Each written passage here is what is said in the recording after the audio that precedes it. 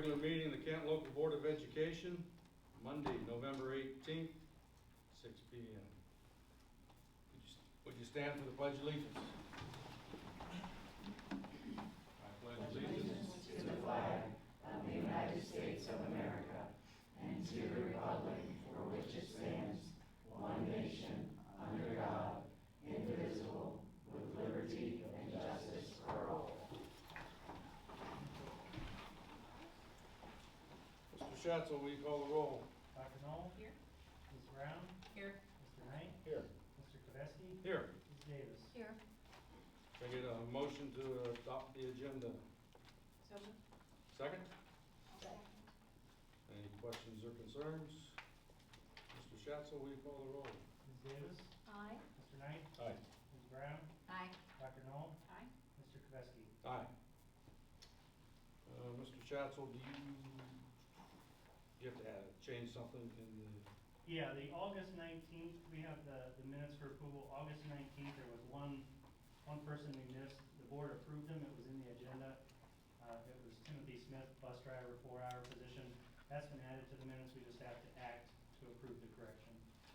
The other ones are from the meetings last month. okay, I'll make the motion to accept the minutes of the regular meeting, August 19th, 2024, it's corrected.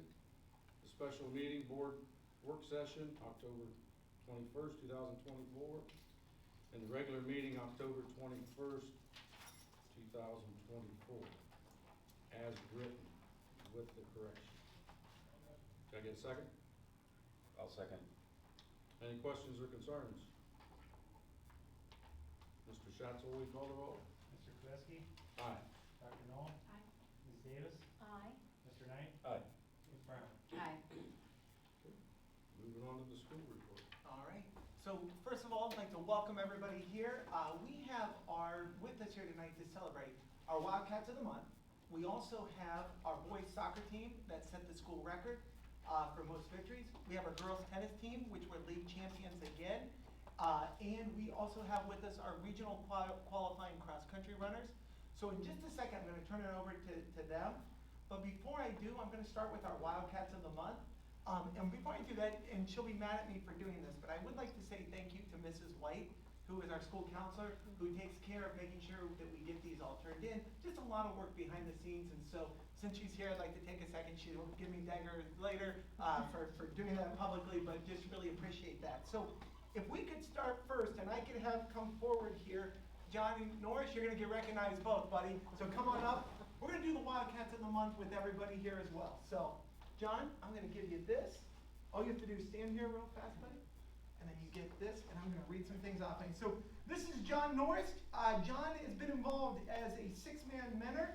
He is his junior and senior year. He's a member of the National Honor Society, where he is the secretary of the National Honor Society. A member of the National Technical Honor Society, the publicity class officer his sophomore year, a member of speech and debate here as a senior, and open ambassador as a senior. His sports, soccer, which is again another reason why he's here tonight, track and cross country.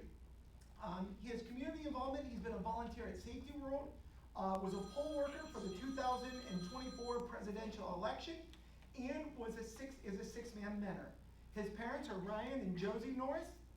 After graduation, he plans to attend the Ohio State University to major in electrical and computer engineering. So if he could answer these 3 questions, if you could sit on a park bench for an hour with anyone, who would it be?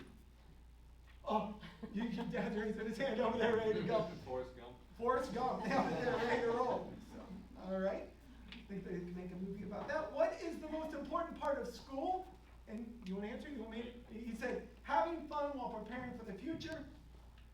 And if your high school experience had a theme song, what would it be? And he said, It's Time by Imagine Dragons. So, if you would, please join me in congratulating John Norris.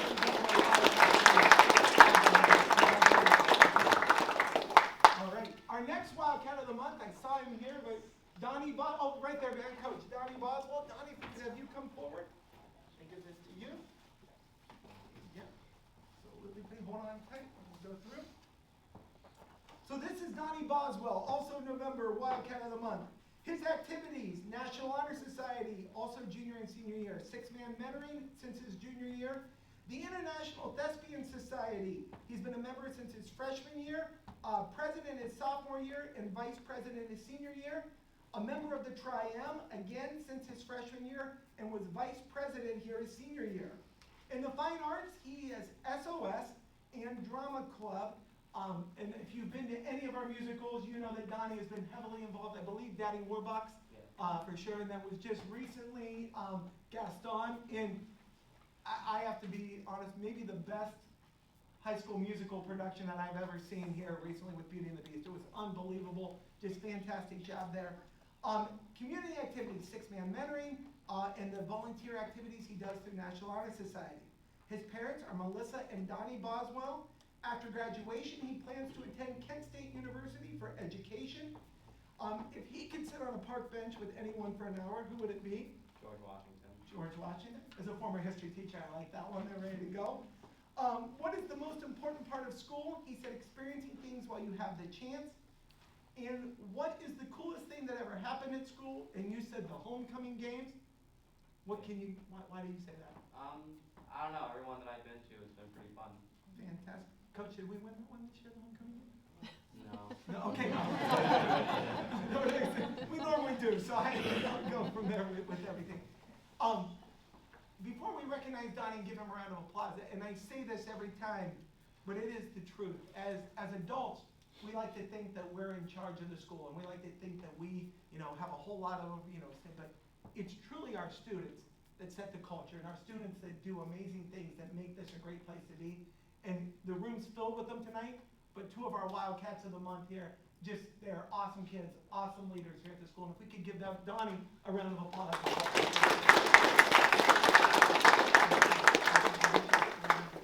So at this time, I'd like to turn it over to Coach Dennison to kind of recognize our athletic teams that are here with us tonight. So. Yeah, we appreciate being here. We appreciate that at the end of every season, that we get to recognize our superlatives and our kids that went above and beyond and played, did some great things on the athletic fields. So I'm not going to spend too much time. I'm going to let our coaches talk about their athletes, and we're going to start with Coach Simmons in cross country. Our cross country team really made great strides. We had some guys go very far and some records broken. So I'll hand it over to Coach Simmons. Good evening, everyone. We are recognizing two of our boy runners tonight. The first one was Braden Piper, standing over there in the red shirt. Braden was a regional qualifier this year. He was also first team All-Pac-7, as well as being second team All-County. Braden's a really hard worker. He's already starting his training for track in the spring, even though his season ended for cross country just a few short weeks ago. He's a really hard worker, like I said. He's a sophomore this year, so we're looking for bigger and better things out of him in the years to come. Our next one is Logan Howard. Logan is a state qualifier. He is a freshman. He was also first team All-Pac-7, as well as first team All-County, district runner-up, as well as several other runner-ups and top 3 finishes. And we actually have a special guest to announce perhaps Logan's best accomplishment this year, and that special guest is Ryan Evans. Right here.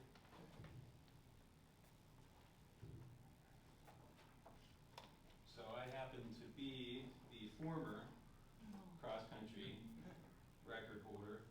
My record goes back to 1992 when I was a sophomore, ran a 15:57, but I get to hand this torch, so to speak, over for Rogan set the new cross-country record at 15:52.82.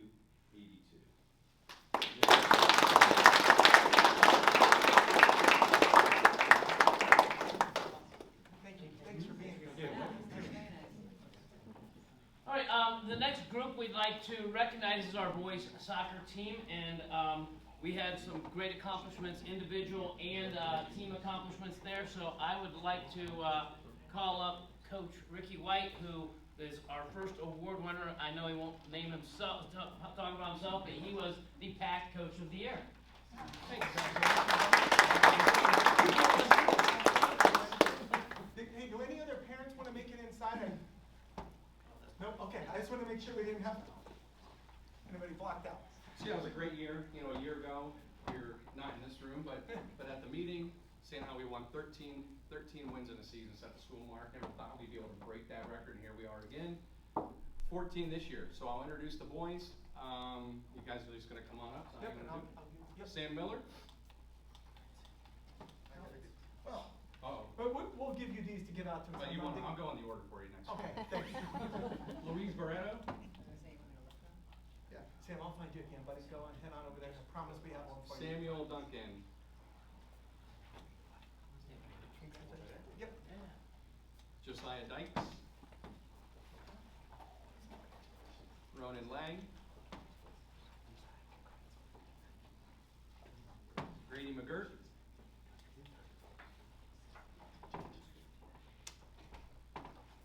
Isaac Nero.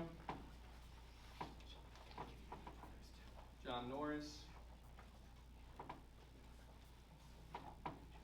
Nathan Schaefer. And Landon White. Obviously, a few can't be here. Also, a couple additional announcements here. We have one player, this year we only gave up 13 goals the entire season, which is pretty amazing. Only gave up 2 goals at home the entire season. A large part of that was the back line, but an even bigger part was to our keeper, Nathan Schaefer, who set the school mark this year for shutouts in the season at 9.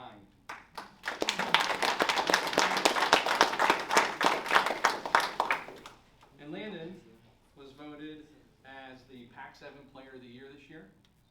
It is also the first player in school history to make the All-State team representing Kansas South. That's it. Yep, congratulations. Thanks.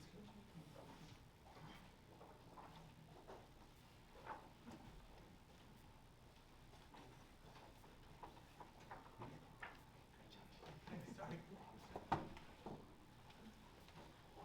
And our last group that we would like to recognize for our fall athletic achievements is our girls tennis team, who again were the NET champions, and call up Coach Dorshek, who is also the NET Coach of the Year.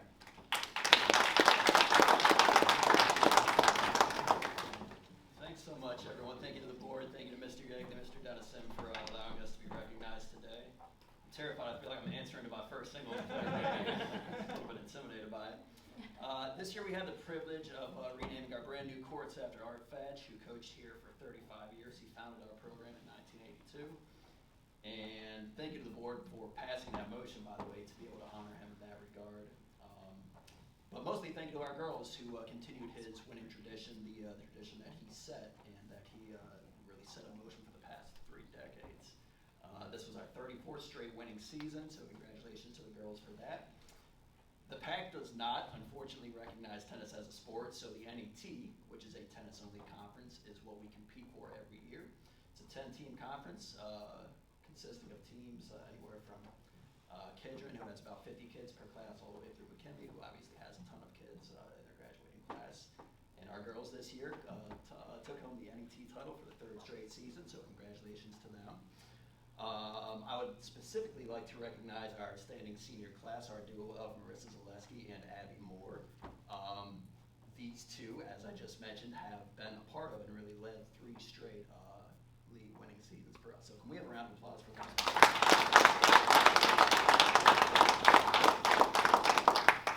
And with us today, I'd like to recognize everyone that is here. Abby Stinchko. Ashlyn Myers.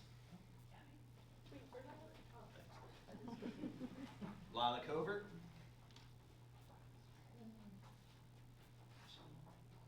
Riley Wakefield. Abby Moore. And Marissa Zaleski. Okay, let me now go on.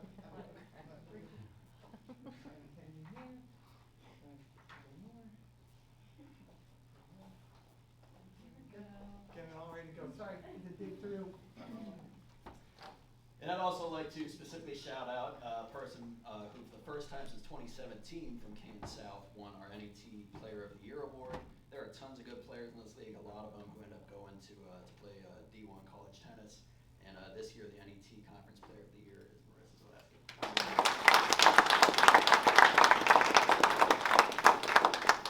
So thanks again. Congratulations, girls. Hey, while everyone is here, before we go, just so you know, we are really kind of kicking back off the Hall of Fame, the Athletic Hall of Fame. This was in my conversation I was going to do a little bit later, but just while we have people here, and because there's people here that are probably someday going to be in that Hall of Fame, this is something that used to be done every other year. COVID kind of hit, things got set aside, but we are kicking back off, and we already have nominations that are already in, but we're accepting more and more. We just put a post out today through December 6th to try to get some more in, and we're going to get another class going into the Hall of Fame in 2025 here and kind of keep that going. So just to make sure everybody's aware that was part of our conversation piece I was going to talk to you about a little later, but that'll be perfect with people here. What's that? Oh yeah, we are adding, and we're going to start celebrating teams as well. And it kind of, so not just individuals, but teams that have made some great accomplishments in the history of Kinloch. I'm glad you said that. Thanks, Coach. So at this time, well, you are all welcome to stay. And as you can see, Mr. Schatzel has the 5-year forecast PowerPoint ready to go. If you'd like to head on out, thank you for being here. We're very, very proud of you, and thank you for representing Canton South, guys. Appreciate you.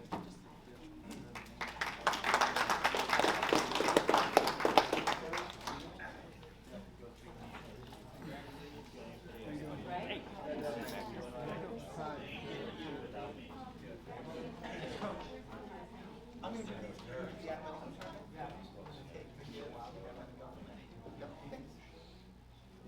all right, and that is all for school report. Hey, Nick, thank you for the, All right, any hearing of the public? no one has signed up, so we are all good to go. Okay. Treasurer's report. All right. Everybody got through that time to get to the treasurer. Yeah. All right, item A is the monthly reports. We have A1, October 2021 invoices, Exhibit TA1. Exhibit TA2, the October 2024 financial report. Exhibit TA3, then and now certificates. The then and now certificate, we had one this month that was for PO 250000874 in the amount of $4,281.66 to Abbott Electric. It was for stadium light repair. We didn't have the PO in time for the invoice date, so it required board approval since it's over 3,000. That's TA3. And TA4 are gifts and donations for the month of October. Long list this month. That's nice to see. Anonymous donation to 6-Man Mentoring totaling $300 for the month. We have a full list of Bob Lyon Culinary scholarship donations totaling $685.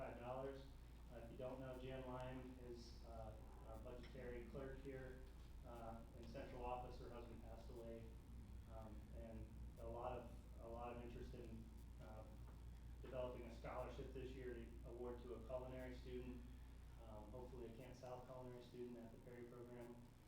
So thankful for everyone that donated for that. Scott Needy Hamilton Foundation donation to the baseball program, $300. Kent South Band Boosters donation for the purchase of band instruments, $11,500. We're going to be purchasing sousaphones. I didn't know what a sousaphone was until we started this conversation. It's tubas, if you weren't sure. What I would have called a tuba. And then a couple of cash donations for the Veterans Day programs listed there, totaling $125. Sherry and Roger Rodacher and Robert Shelley Dorshik.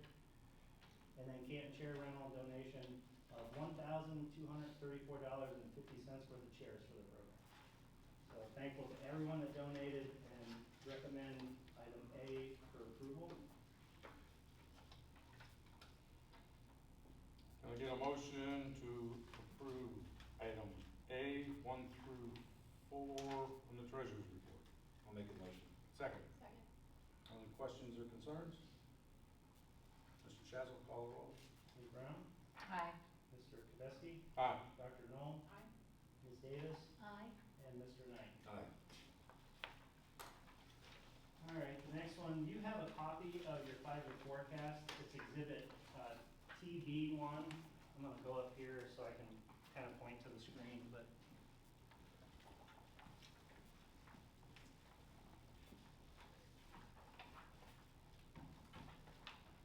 I put together a PowerPoint presentation this year. It's a pretty big year for the forecast. The first slide talks about the Stark County reappraisal 2024. If you haven't heard about it or if you haven't read the paper, it's a big year for Stark County. The 6-year reappraisal is going to be done this year. Valuations, if you haven't noticed in your neighborhood, houses that are gone up for sale have skyrocketed in price. So as a result, this year's reappraisal is going to include some pretty significant increases in tax values. So for those of you that don't know, every 3 years, the county auditor does a 3-year update. They don't look at every property. They just do an average based on home sales and things, the trends, and they update the values every 3 years. And then every 6 years, they do a full reappraisal for every property and update them to their current value based on market conditions. Also, and I'm gonna refer to a bill that's been in place for over 40 years, I believe. House Bill 920 requires that voted fixed rate levies be reduced each year so that the levy collects the same amount of money from year to year from existing properties. So that law's been in existence, so that way a homeowner doesn't pay more this year than they paid last year for the existing levy. So that's called the effective rate. So, and I'm gonna have a slide about it, but there's what's called a voted rate and an effective rate. Over time, levies get reduced in millage, so that way it collects the same amount from each taxpayer each year. The only caveat to that would be new property owners would pay that effective rate as well, but that's where we would get additional revenue from a voted levy. So all of our levies in the general and permanent improvement fund are fixed rate levies. Some of the districts around us that have reached the 20 mil floor years ago have what are called emergency levies, and they don't get reduced. It's set to collect a certain dollar amount. Ours are all fixed rate levies, so it was voted at a certain rate, and over time it's been reduced to whatever the effective rate is. So, the chart here shows, this is our voted rate in the general fund, 48.2 mils. Also, House Bill 920 sets a floor for general fund levies. So, no matter how much property values grow in our district, the floor is 20 mils. Those levies cannot be reduced to 20 mils. That includes our inside millage of 5.2 mils and all of that voted millage. So as you can see in 2014, our millage rate there was slightly under 28. And as this is a 3-year reappraisal, you can see it dipped whenever that appraisal happened. And then we go again from 17 to 18. Wasn't a big drop there. The 2018 reappraisal didn't see huge valuation increases. Again, in 2021, we dropped down with that 3-year update. But when you see this line, how flat that is, we had been reduced down to about just under 20 mils in 2021. So we can't go down any further. If that 20 mil floor wasn't there, our millage rate would have dropped down probably to around 19 or 18 mils. But we're capped at that 20 mil floor. So from here on out, it really doesn't matter what our valuation does. Unless there's legislation change, we're going to collect 20 mils in the general fund from our residential taxpayers and our business taxpayers.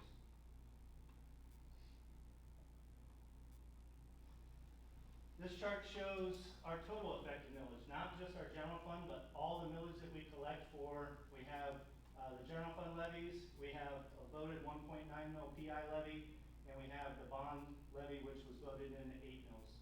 So in 2014, that was, get the actual number here, 37.9 mils in 2014 was what we collected in total from our taxpayers. As you can see, again, those 3 years, at 3 years it dropped with that valuation change. 2018, the reappraisal, we dropped again. 2021, but again, that number here is going to be pretty flat from here on out because we're at the 20 mil floor. The only way we'll see further reductions is that PI levy that right now it was voted at 1.9, it's collecting just over 1. That could still be reduced. And then the bond levy, which was voted at 8, is collecting at at 4.1. As valuations increase, that number will be reduced as well. So those are the two things that could reduce that number below the 26 that we're collecting right now. 26.4 mils in 2023. So over that 10-year period, we've dropped from 37.9 to 26.4. So an 11.5 mil reduction in taxes to taxpayers as their values have increased. And then that was kind of just an overview to talk a little bit about line 1.010, which is real estate collections, and 1.020, the public utilities. So that's what's shown on here. The orange line are our public utility taxes that we collect from AEP and other public utility companies in our district. The blue line is our revenue from our residential taxpayers, our business taxpayers. So as you can see over time, we've seen a pretty significant increase in those public utility revenues. Those have started to level off a little bit, and those are assessed at the state level. Our county auditor doesn't have information on those. So beyond 2025, I've got that number conservatively projected as flat. We're not sure if AEP's done with their improvements in our district to the transmission facilities. So conservatively, we're gonna project that as flat. As you can see though, we've been pretty flat in our residential and business collections because over time, the only growth we get, new taxpayers, new construction, as well as inside millage growth, because we collect that 5.2 mils. It's a set 5.2 mils, so we'll get a little bit of growth on that as the values increase. So, as you can see, after this year's reappraisal, that number is going to start increasing.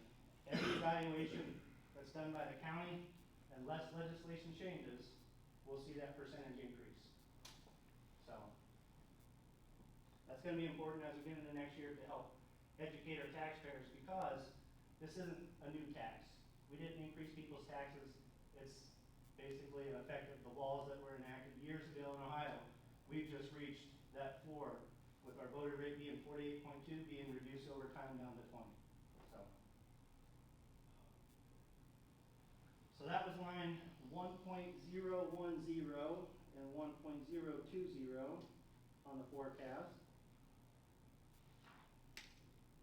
The next line, 1.035, 1.040, 1.050, these are state aid, which would be our unrestricted and our restricted grants. And then also the foundation amount is buried in line 1.060, but I included it in this chart because it is passed through the state, so I included that here. So one thing to point out, as our values continue to increase, the way the funding formula has been developed, as our property values increase and our average valuation increases, the state funding is going to start to decrease, the way that it's built. The only way that that doesn't happen is if the state were to update the inputs that go into the formula every year, which in 2024, we were funded based on fiscal year 2018 inputs. This year they updated that, so fiscal year 25 was updated to fiscal year 22, but they don't have to update that number. And as that number stays dormant for years and our valuation goes up, our funding goes down in the formula.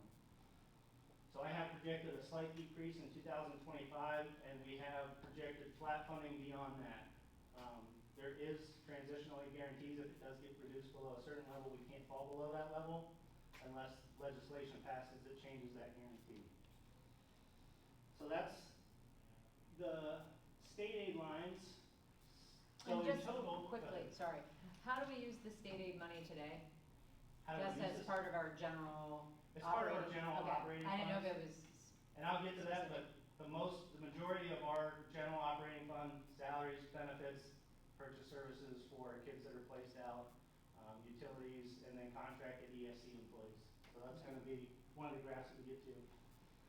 General fund revenues by category, the three things we just talked about, real estate tax collections, public utilities, and state aid. The total of those, 97%. So we talked about 97% of our general fund revenue. So that's the projection for revenues in the forecast. And next slide, our general fund expenditures. So all of that money that we're talking about that we just discussed goes into our general fund, and it's distributed on these categories. We have salaries, benefits, purchase services, supplies, capital outlay, which is things that cost $5,000 or more and have a useful life of 5 years or more, and then all other expenses and debt principal on our lease that we have for the state sheriff and middle school. So if you look at this, the blue is our salaries, the orange our benefits, the gray is our purchase services. The three of those lines total 91%. So I'm going to talk a little bit more about those. And the debt principal is laid out in that lease arrangement, so those numbers are solid. We know what those numbers are for the entire 5-year forecast. And I'll touch briefly on supplies and capital outlay, but not much. So for salaries, if you look at the salary projection, for fiscal year 24, that number was $14.8 million. For fiscal year 25, jumped to 16.1. A couple of big things happened there. We did have raises this year, 1% with a 3% lump sum, which increased our salaries 3%, basically 3% with the lump sum, 1% base, and a 1.5% step increase.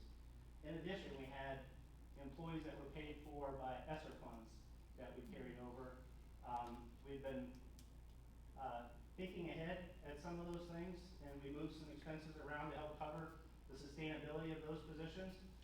We talked about funding custodians last year at the end of the year with our ESSER funds instead of going out and just spending those monies. So that way we could, the cutoff for those expenses was September 30th, 2024, so we couldn't roll those over this year to help cover expenses for this year. However, the way we used it, we were able to effectively do that. So that way some of that money could be carried over this year to help provide those services. Most of the services we've added, additional guidance counselor at the high school, permanent subs in our district. We have 6 right now, 2 for each building. We have the West Campus facility, Mr. Eibel, that was funded by ESSER funds. I'm sure I'm missing some others as well. Behavioral coach. Behavioral coach, and we also, students in the past. So all of those positions, other than the dean of students, were added into the general fund, which added to that cost. Beyond fiscal year 25 into fiscal year 26, we've already negotiated that with our certified staff. So those raises are set. Staffing is projected to be current staffing levels for the entirety of the 5-year forecast. Any savings through attrition that we achieve are additional savings that haven't been factored in yet conservatively, because we don't know what those retirements are. At this point. On the benefit side, the orange section there is 23%. Most of that retirement benefits for STRS and SCRS, and then insurance. Insurance is a big one.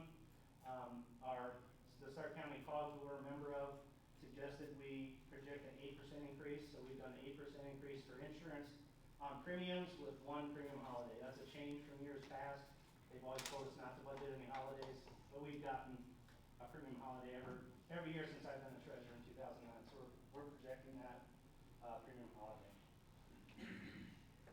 So that's lines 301 and 302. Line 303, purchase services, is the gray bucket there.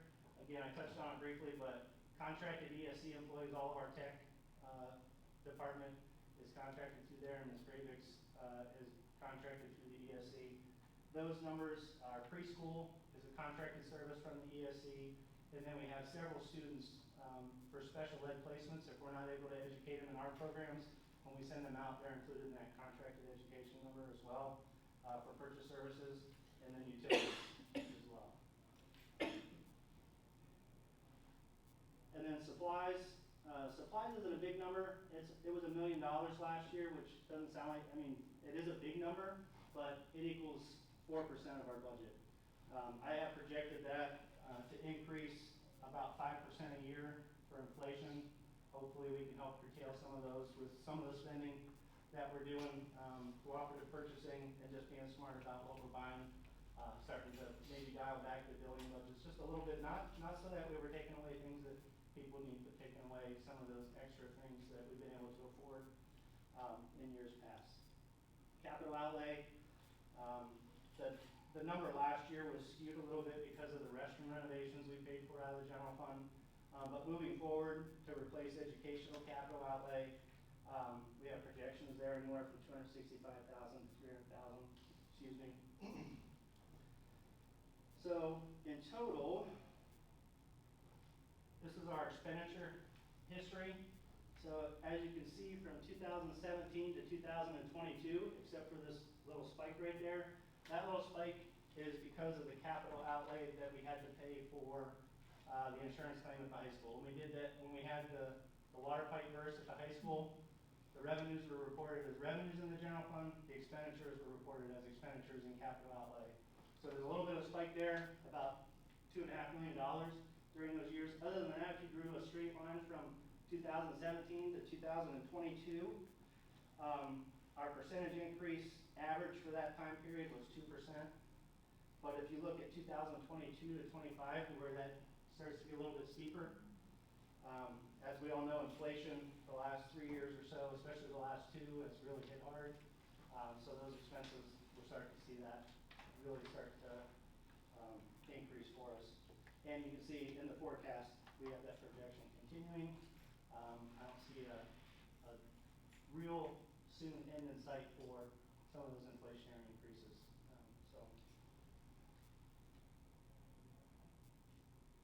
Any questions so far? I know I'm kind of flying through this, but.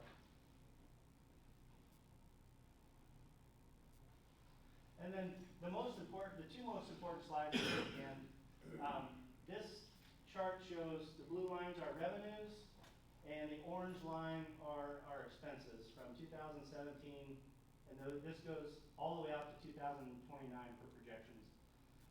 So you can see from 2017 to 2000 and to where we're at today, we were bringing in more money than we were spending. That's a good position to be in. And we've been able to generate a cash balance because of that. And I'm going to show you that on the next slide, but that's going to be important because as we get beyond this year and into next year, when those lines start to cross and beyond, that's where we can't control our revenues without additional levy, which I think we can all agree here. It's a very difficult time to pass a levy. The other way that we can help curtail that is to try to cut back on those expenses. We've got a few years to start that process. We think that we've got a pretty good plan in place for that. We'll start discussing that as we move into next year. But the good news is, on the next slide, as we've had those excesses starting here, we've seen the fund balance grow in the general fund to just over 17 million. So that's going to give us a few extra years cushion as we move into 27, 28, 29 to help curtail those expenditures so that way we can bring our budget back in line to where our expenses and our revenues are lined up. So the ending balance in the general fund projected for 2029 is 11.5 million. So that's that last number there. From ending this year at about 17 million down to 11.5 during this 5-year forecast time. So Jason, if our state money ever comes in for the middle school, how much would that be? That's going to be a little over $7 million. The first 6.4 or 6.5 will be used to pay off the principal on that. And then anything that we've paid in interest so far would move back to the general fund to help curtail that cost, as well as we won't have that principal and interest expense out of the general fund for those years.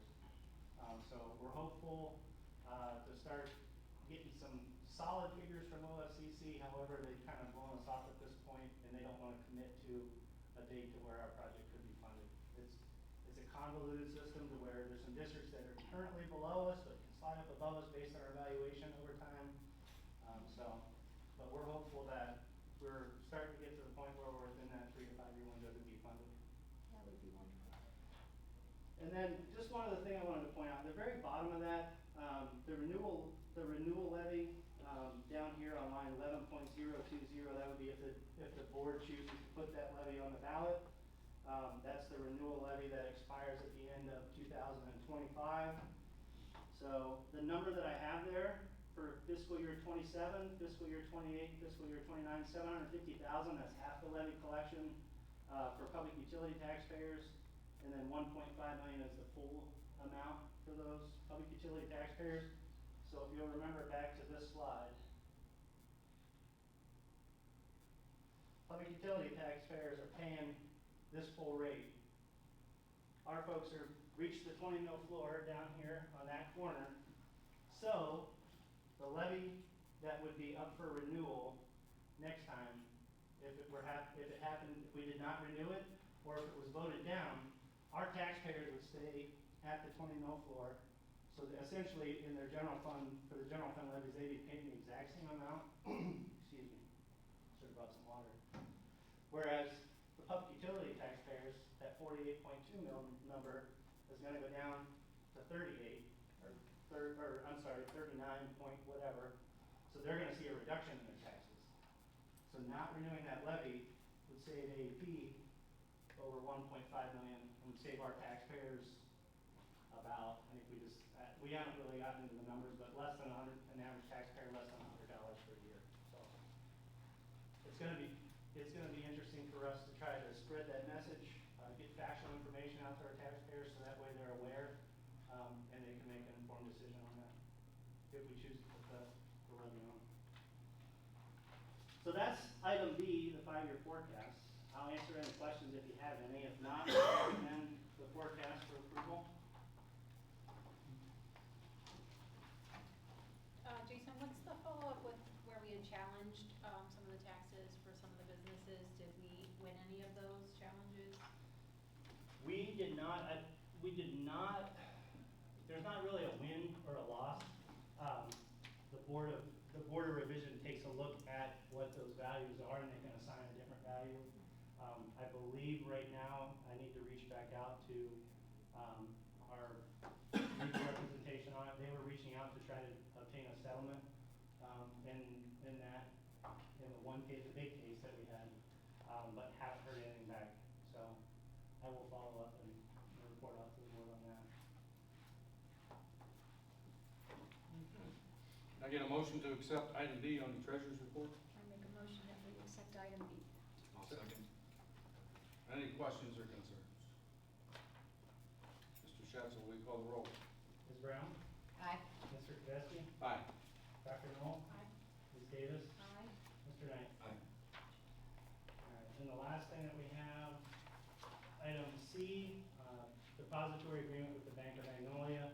This would be to deposit funds up to $12 million, $7 million in active deposits, $5 million in interim deposits. I recommend approval for the depository agreement with the Bank of Magnolia. That's where we do all of our building deposits for the district. I'll make a motion to accept. Second? I'll second. No. Any questions or concerns? Is this just a annual thing you have to sign, or is? Our depository agreement with Huntington Bank is a 5-year depository agreement. The Bank of Magnolia does 1-year depository agreement, so we approve this one every year. I recommend it for approval every year. We good? Yeah. Mr. Schatz, will we call the roll? Ms. Brown? Aye. Mr. Kvesky? Aye. Dr. Knoll? Aye. Ms. Davis? Aye. Mr. Knight? Aye. Let's move on to communications. Hey, and I tease Jason a lot, and especially about that 5-year forecast, but the amount of work that goes into it and just the information that it provides us as we're making decisions moving forward. You know, you start talking about, listen, knowing that some of this stuff was coming is part of the reason why we eliminated an administrative position. It's part of the reason why we're sitting here talking about every retirement that goes forward, everything, what can we absorb with attrition. At the end of the day, we've got to maintain 2 big things, and I say this all the time. How do we make sure we provide the best service possible to our students, to our staff, and how do we make sure we're responsible to our community? And so just the work Jason does, just really, really appreciate it. I just wanted to say that here. As far as other things, guys, I mentioned it once, but I gotta say it again. Beauty and the Beast was unbelievable. I mean, it was truly a remarkable show. Just want to give a shout out. If we brought we could barely fit the athletic teams in here. If we brought that cast and crew in here, we might, I know we might need to do it out on the football field, so we're not going to do that. But just want to give them the recognition that they deserve. Our fall banquet is coming up here, so Wednesday night we'll be celebrating our fall sports athletes. And then it's hard to believe we're moving already into winter sports. Girls basketball open up at home, or not at home, the road at Fairless on Friday. And I think Thursday night our bowling team's in action. So it is crazy how quickly that is all getting started here with everything. Again, just a shout out to Nick Justice and our Athletic Booster Club. The work that they do, unbelievable. Thank you for supporting us through fall sports, winter sports. Just appreciate you guys, everything that you do. Already mentioned Athletic Hall of Fame. Our HVAC building, it is on track. It is going great. We're really, really excited. Starting in December, they're gonna give me a date when I can start to take you guys on tours. I can't do it. I can do it one-on-one. I can do it in groups of 2. So once I get a date of when I can do this, I'll start sending it out to you guys. And if you wanna come in and walk through, you'll be welcome to, and we'll set those up and go from there. But everything is on target, looking great there with that. Couple other things, wanna just send out, and it's actually great Mark is here, because I may actually am putting you on the spot, but December 7th, the holiday parade, that's kind of in partnership, the township and with us as Canton local schools. Township has done a ton of things to organize this, and I'll let Mark kind of hit the highlights because he's better than me, but I just wanna make sure December 7th, if you can be there to support, because it's not just the parade, it's the Winter Fest that's afterwards here. Mark, I don't mean to put you on the spot, but I know you're well versed in it, so. Sure. So we'll have the parade, we'll have 72 units at this point, which is huge, and 9 of those units will be professional floats, so somebody's paid $1,000 for the float to come. So, and then there's a lot of other homemade floats that'll be part of it, so we're really excited about that. And of course, that'll go, north on Cleveland Avenue, and North Industrial Christian Church will be kind of the staging area.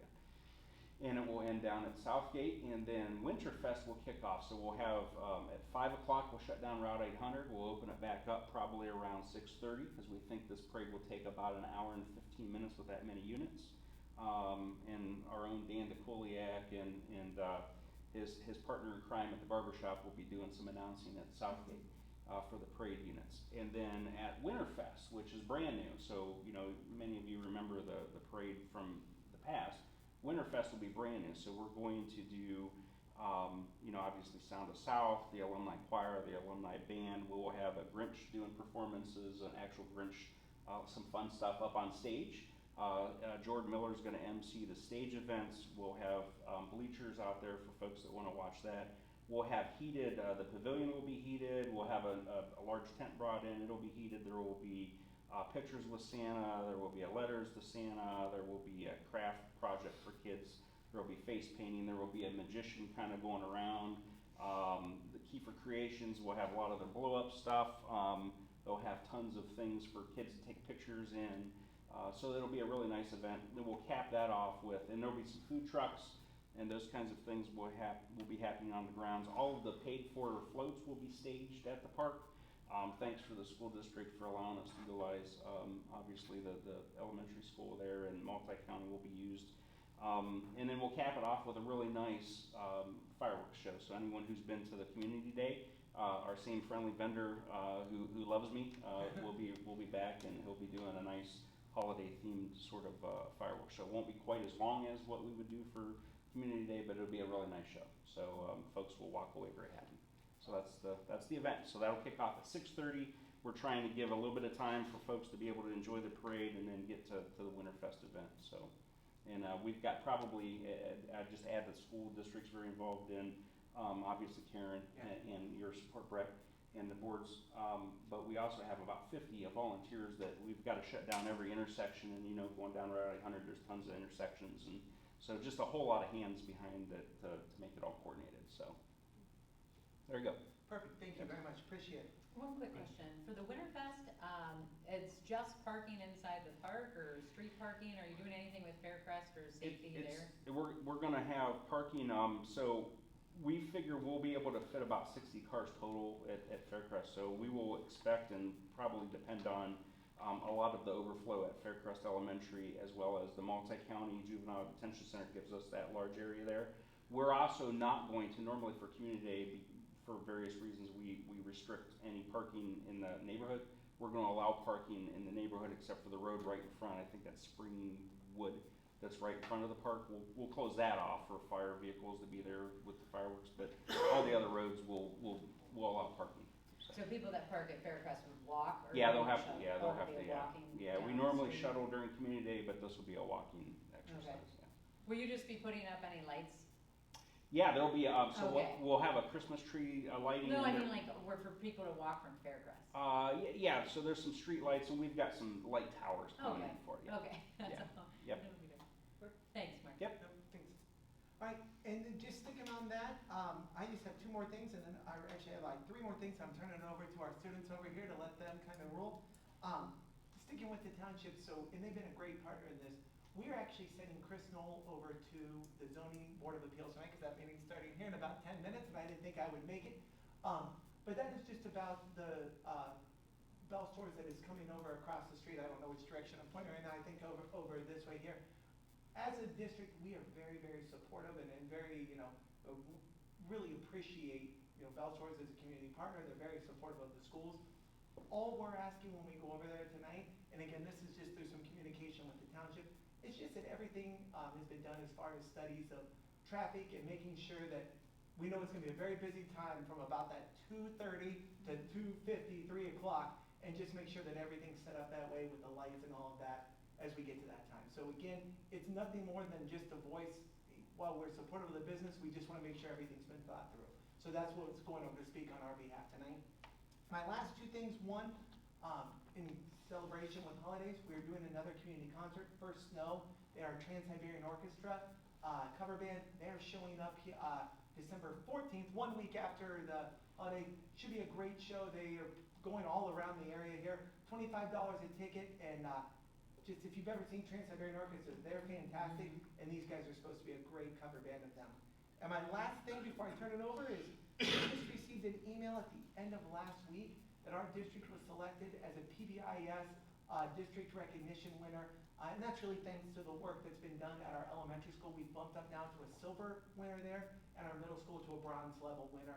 And our high school is really getting started. So it's something that's very important that that we're teaching and supporting kids making the right choices, and just really excited about that. I'm gonna hopefully find out any more what comes with that. Like I said, I just got the email. I think I forwarded that to you guys in the update that I sent. So just excited about that. And so at this time, Marissa, Drew, thanks for being here. Really appreciate you guys. We're turning it over to you, okay? Well, like Yeagley said earlier, we had the Beauty and the Beast this weekend. I attended the preview and after school, and it was a great time. I'll tell you what, everyone was having fun. I have a few friends who were in it. They told me, everyone had a good time. Very stress relieving, I guess, as a creative outlet. And they had a great time with it, and I thought the preview was great. I was impressed, frankly. So going along with the school report, we had a great fall sports. We had freshman Logan Howard finishing 34th in the state, along with the boys soccer team having one of their best seasons. They had 3 first-team players, 2 second-team players, and 1 Pac-7 player, along with Ricky White receiving Coach of the Year. And then finally, I think it was last week, I believe, we had our school spirit week. Just supposed to be something fun, maybe bring people together. We had stuff like Thursday, we had people dressed up in costumes. We had a pajama day, flannel day. It was just something for everyone to have a good time with, and maybe not think about school too much. Continuing with that, academically, the CTE business program had went to Kent State University to participate in the accounting competition. We ended up getting 3rd place with surrounding schools like Lake, Ravenna, other schools like that. So it was super exciting for the CTE program. So yeah. I think that's everything. Thanks. All right, guys, I really appreciate you being here and being a part of it. Thank you for that as well. So, okay, and that should close up my portion of it. Thank you. All right, let's go to the superintendent's report. So now we're back to my other portion of it. So here we go. So we get done with one. Hey, the first part, guys, personnel, item A.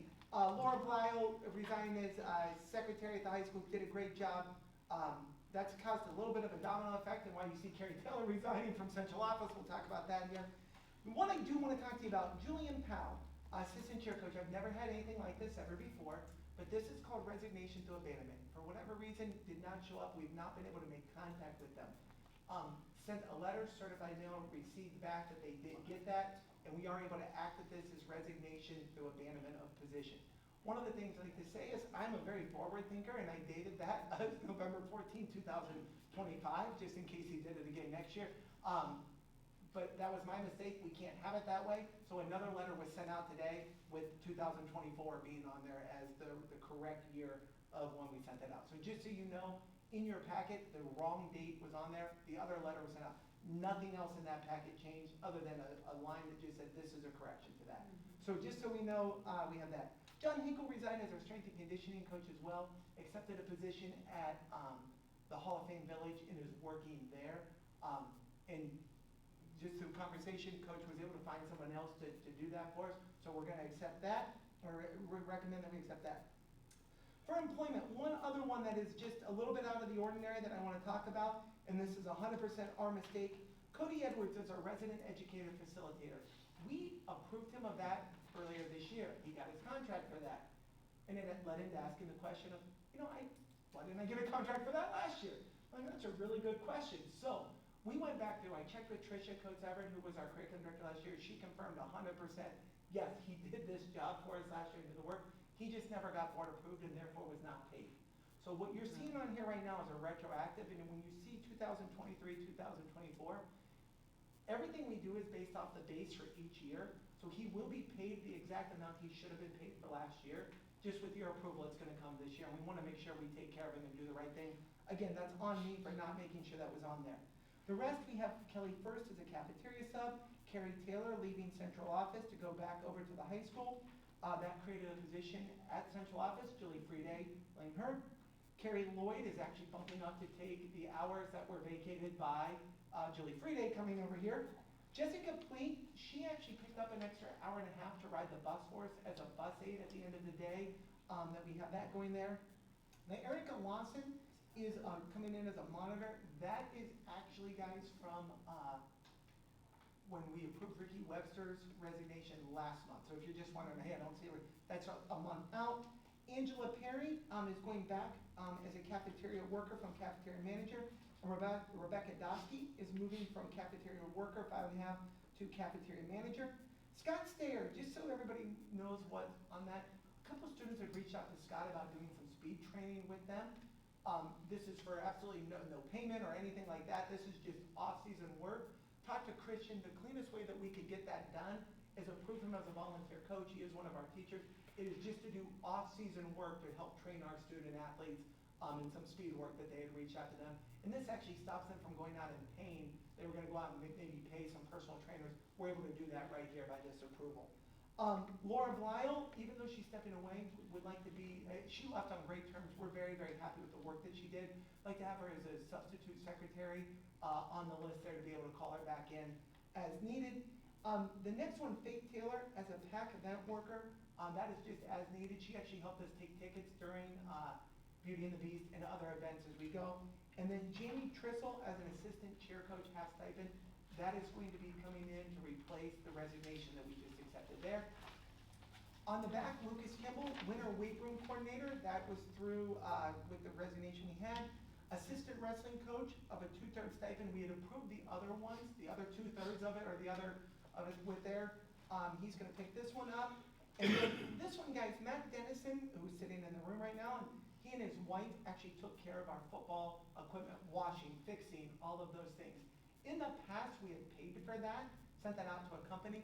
Through a generous donation of our booster club, they helped us put in a washer and dryer. We're still kind of getting that settled here, but when Matt and his wife washed it up, when we kind of just checked around, like, I'll give you an example, like Minerva has an equipment stipend that goes in there. It ranges based on experience from $1,700 to $2,300.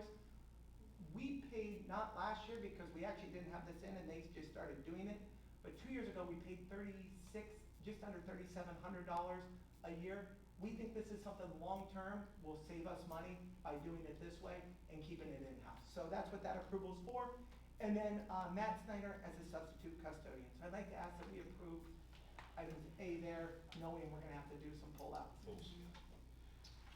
Can I get a motion to approve items A1 and 2, except for item A1, Carrie Taylor, and A2, Carrie Taylor and Faith Taylor? I'll make a motion. Second. Any questions or concerns? Mr. Schatz, will you call the roll? Dr. Noel? Aye. Ms. Brown? Aye. Mr. Knight? Aye. Mr. Kvesky? Aye. Ms. Davis? Aye. Okay, now can I get a motion to vote on A1, the resignation of Carrie Taylor, and A2 for employment of Carrie Taylor and Faith Taylor? I'll make a motion. Second? Second. Any questions or concerns? Mr. Schatz, will you call the roll? Dr. Noel? Aye. Ms. Brown? Aye. Mr. Knight? Abstain. Mr. Kvesky? Aye. Ms. Davis? Aye. So moving on to miscellaneous then, item B, Sunday participation. Guys, again, this is not something we love to do with Sunday participation, but it is for girls, wrestling. So the same thing we talked about with cheerleading earlier. A lot of times the only time they can get to gym for tournaments are on Sunday afternoons. And we do have a couple girl wrestlers, or our female wrestlers, we'd like to give this opportunity to. Deanna's a returning state qualifier there. So this would be up to 6, and those would all be approved through the athletic department as they come in. We'd like to give them that opportunity. The next then with that, item 2, approval of Canton South High School indoor track as a club sport. We have had students run indoor track in the past. Coach Simmons that was in here is really trying to build that program up. And in doing so, we'd like our kids to be able to participate in the Ohio High School Athletic Association state meet. In order to do that, it has to be an approved club sport. So there's not a stipend with this or anything like that. The best way I could summarize this for those of you that have been involved in athletics, indoor track is very similar to like summer league basketball. Like you go, you run, you work, it's an improvement type situation. It's a little bit more organized, but the club sport allows us to go to that state meet there with everything. So I'd like to ask that we approve that. And then the 3 overnight trips are for wrestling, Canal Winchester tournament. We will be attending that the January 31st through February 1st. The district tournament and state tournament are if we make them to those levels. I have no doubt that we will. Coach Rutherford's built an outstanding wrestling program. The district one, we don't know where that will be yet. It has been anywhere all over the state. If it ends up in Alliance, which is one of the places it could be, we obviously will not be staying the night. But if it's one of those other places, we'd just like to have approval so that they can get moving forward. And then the state wrestling tournament in Columbus. And that's all there. I get a motion to approve item B, the miscellaneous, items 1 through 3. So moved. Second? I'll second. Any questions or concerns? Yeah, I have 2. Yep. The first question for the number 1, is this approving our school to host up to 6 or just the kids to participate? Great question. Just for our kids to participate. So they couldn't do more than 6 Sundays? They could not do Okay. 6 Sundays. That is correct. Okay, and then the number 3, what are we approving? Like kids to travel with their parents? No, so a great question. So anytime we have an overnight trip or an out-of-state trip, we have to grant, the board has to grant permission for kids to stay the night or for kids to travel out of state. So this is, we're approving them to have an overnight trip. So they'll get hotels and they will stay overnight because it may be a situation like where they're wrestling late into the night on Friday Right. and then they pick back up Saturday morning. But their parents would, there's a whole nother layer to this, right? With the, we're just saying, yeah, it's okay for our students to go and spend the night, but as far as how children get there and all that permissions are handled. Yep, we Okay. bought them, it's the same, it would be the same as. The Washington DC. Yep, or like the DC trip, or even I was gonna say like if our football team were to go travel like and stay the night somewhere, say Coach Denison finds a game in Cincinnati or something, we're not doing that, I'm just throwing. Are you sure? Yeah, no. Yeah, I'm not spending the night with kids. Yeah, but our buses take the kids, our buses transport the kids, or like sometimes for, like the state tournament, it would be a school band or something like that. But yeah, so we're approving, as far as parents going, that's up to them, but we are responsible for the kids while Okay. our coaches, everything like that. Okay. So. And this is something that's generally pretty common in wrestling. I can't really think of any other sports that this really happens in. Just state. Yeah. You go down to state and Yeah. then sport. Yep. Okay, So. excellent. No, I just want to make sure I understood No, what I was voting absolutely. on. No, absolutely. No, I would always rather you ask away. Please, thanks. Good. Yep, that's it. Yep. So, No, Mr. thank you. Schatz, will you call the roll? Dr. Noel? Ms. Brown? Aye. Mr. Knight? Aye. Mr. Kvesky? Aye. Ms. Davis? Aye. Okay. Moving on to the informational items, board concerns. Just have some information on the House bills that are up and Senate bills. Now is the time for a big scramble at the government level, the state government level. It's a lame duck. So all these senators and congressmen want to get their pet projects in. So any bill that is put up, they throw in their additions and try to sneak something in to help their district or whatever. So it's going to be very, very interesting. House Bill 8 is a Parent's Bill of Rights. It's an interesting bill. Right now, if a kid breaks his knee, a teacher can't put a Band-Aid on it without going to the parent and saying, can I put a Band-Aid on this kid's knee? So the Parent Bill of Rights is going to kind of help make minor injuries can be treated without a parent permission. And it also deals with the teaching of sexuality content in grades 4 through 12. And there's some other issues in there, but that bill looks like it's going to pass, but what is concerning is what else is going to be put in there. And so that's what we have to watch for. House Bill 445 is a thing that we've talked about before, the students being able to leave the building for religious training for their lunch period or a study hall, whatever. So they're going to probably, that looks like it's on its way to pass, and that will probably happen, that kids can opt to go to a religious training during their lunch, whatever, but they have to get back, of course, for their academics. Senate Bill 104 is dealing with college credit, and a piece has already been added to that about the bathroom bill, where you cannot designate a bathroom for a student, outside their gender, their born gender. And so that's in that bill that was put in, so we'll see where that goes. And then Senate Bill 295, the closure of poor performing schools and ineffective charter schools and possibly public schools. So that's a bill that's going to be closely watched also. And then House Bill 432, pathways for getting credits for tech programs, so that's on its way there.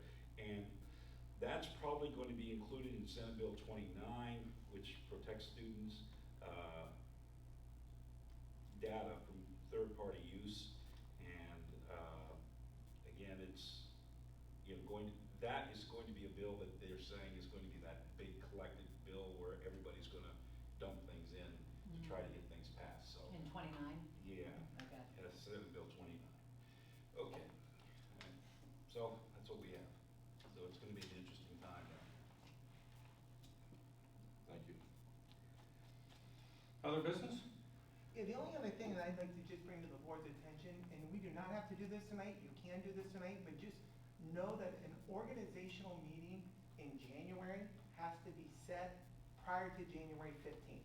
So if it's one of those things where you guys, generally what we've done, and this predates me and most everybody on the board, I believe, is schedule the organizational meeting, then set your first regular January meeting immediately after. But I don't know if you guys wanted to talk dates or anything like that. We already did. We're good. Okay, so we're all good to set a date on there, ready to go? Okay, so then we just have to announce and make sure it's all set for, Vote on it? no, I don't, We don't have to vote on it? if We you do. wanna- yeah, if you wanna set a date, Yep. We'll set the date January 13th at 6 o'clock. perfect. And guys, we probably won't announce that until, because I don't wanna confuse people and make people think we don't have a December date, but just that, I just didn't want us to get to December and people not have thought it out, because we have to get it set, so that's what I wanted to make sure, so we had a date set for the January, so what, you said the 13th at 6? Yep. Perfect. Organizational meeting. Yep, and then generally what we do is start it and then just roll right into the regular meeting, so, well, adjourn. Okay. Anybody has any questions pertaining to the agenda or the board actions? You can email Brett, Jason, or myself. Anybody? I don't have a question, I was just gonna, on Jason's preview of the 5-year forecast, on your side notes, I know that Gant Brannis is gonna receive a new AEP transmission center. So in my discussion with them, they're gonna invest between $15 to $30 million throughout. I don't know if it's exactly Canton Township and Canton local, because our boundaries are different, but within Canton Township, there will be that much investment. So that's some things to look forward to, offset by the lobbyists in Ohio and down, because they're looking to reduce AP's tax liability. So, who knows? Right. And I didn't mention that, but any change in legislation for public utilities could be very detrimental to our district. Right now, our public utility taxpayers pay more than all of our other taxpayers combined by a pretty significant margin, so. If I was a betting person, the lobbyists are very active on that one. We'll see where that goes. Thanks, Mark. Thank you, Mark. Okay, executive session, I'll make a motion, we go into executive session for the evaluation, compensation, negotiations, and employment of / within public employees and matters required to be kept confidential. Second. Any questions or concerns? Mr. Schatz, will you call the roll? Ms. Davis? Aye. Mr. Knight? Aye. Ms. Brown? Aye. Dr. Noel? Aye. Mr. Kvesi? Aye. All right, we're back in regular session. I make the motion to adjourn. Second. Any questions or concerns? Mr. Schatz, will call the roll. Mr. Kvesi? Aye. Dr. Noel? Aye. Ms. Davis? Aye. Mr. Knight? Aye. Ms. Brown? Aye. The other adjourned. Meeting adjourned.